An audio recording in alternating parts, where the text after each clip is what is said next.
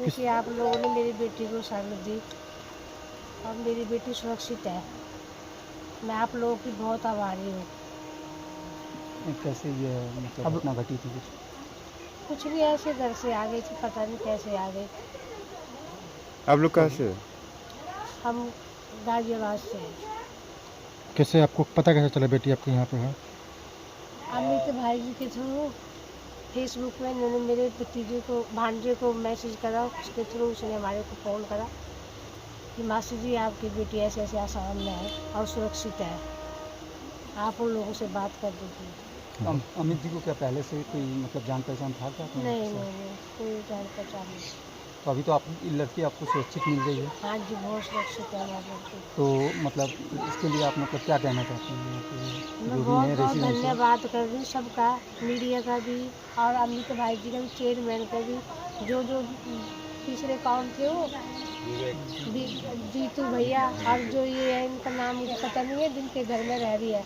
मतलब मुझे ऐसा नहीं लगा कि मतलब मेरी लड़की किसी पराए घर में, ऐसा लगा जैसे अपने घर में है।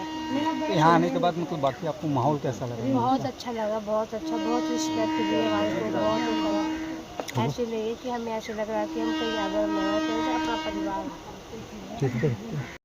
ঘটনাটো তাৰমানে পৰহি দিনাখন মোক প্ৰথমতে ফোন কৰিছে, क्या नाम है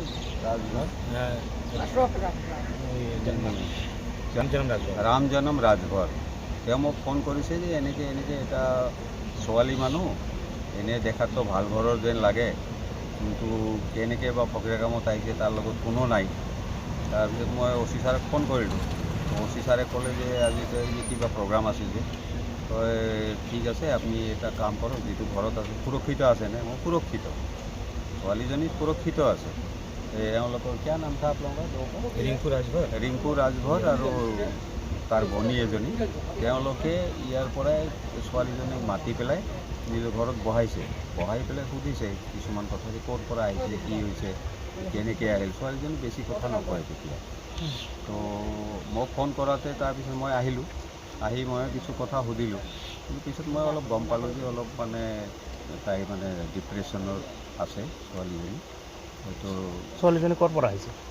গাজিয়াবাদৰ পৰা আহিছে, কিহেদি আহিছে? দিল্লীৰ পৰা। তেওঁ কোনোবা ট্ৰেইনত নামিছে, ফকীৰাগ্ৰাম ষ্টেচনত ফকীৰাগ্ৰাম ষ্টেচনত নামিছে, নামি পেলাই এইফালে ঘূৰা ঘূৰি কৰি আছিল। তেতিয়া এওঁলোকে নিজৰ ঘৰত আনিছে আৰু ভালদৰে তেওঁলোকে খুৱাইছে বোৱাইছে, সুৰক্ষিতভাৱে ৰাখিছে।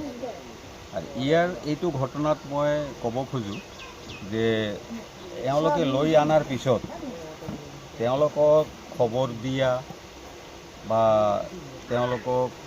তেওঁলোকৰ ঘৰত যিটো খবৰ দিয়া হ'ল, এইটো কামত কিন্তু আমাৰ এই অশোক মিশ্ৰা আৰু অমিত মিশ্ৰা আৰু আমাৰ এই জিতু বিবেক আগৰৱাল, জিতু বুলিয়ে চবেই জানে, জিতু আগৰৱাল, এই দুজনৰ কিন্তু ডাঙৰ ৰোল বুলি মই ক'ম।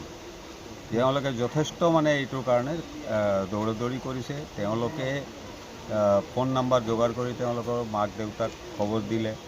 মাক দেউতাই মাকে আৰু ভাইটি, তাৰ ভাইটিটো নহয় ককায়েক আৰু মাকে তেওঁলোকে ফ্লাইটত যোৱাকালি গুৱাহাটীত নামিছে। গুৱাহাটীত নামি পেলাই তাৰ পৰা বাছত আহিল। বেলতলিৰ পৰা এওঁলোকে নিজে গাড়ী লৈ এই মানুহ দুজনক লৈ আহিছিল, লৈ আনি ভালদৰে ইয়াত থাকিব দিছে।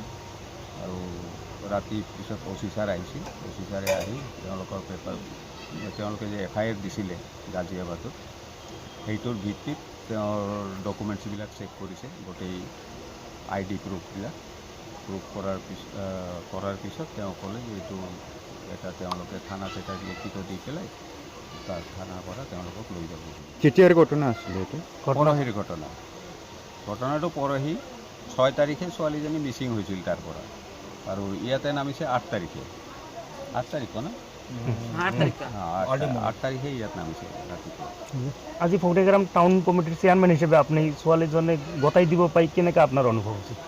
নহয়, মোৰতো খুব ভাল অনুভৱ এটা হৈছে, আৰু আপোনাৰ মিডিয়াৰ যোগেদি মই এটা বাৰ্তা দিব খুজিছোঁ যে মানুহে অসমৰ বিষয়ে বাহিৰৰ মানুহে অসম বুলিলে তেওঁলোকে ভয় খায়, কিন্তু আজি এইটো ঘটনাৰ যোগেদি তেওঁলোকে গম পাব যে অসমখন কিমান সুৰক্ষিত জেগা। অসমখনৰ কাৰণে আমি গৌৰৱ অনুভৱ কৰিছোঁ আজি যে আমাৰ অসমত অহাৰ কাৰণে ছোৱালীজনী ইমান ধুনীয়াকৈ সুৰক্ষিতভাৱে তেওঁলোকৰ মাক বাপেকক গতাই দিয়া হৈ আছে, ইয়াতকৈ ডাঙৰ ঘটনা আৰু কি হ'ব পাৰে।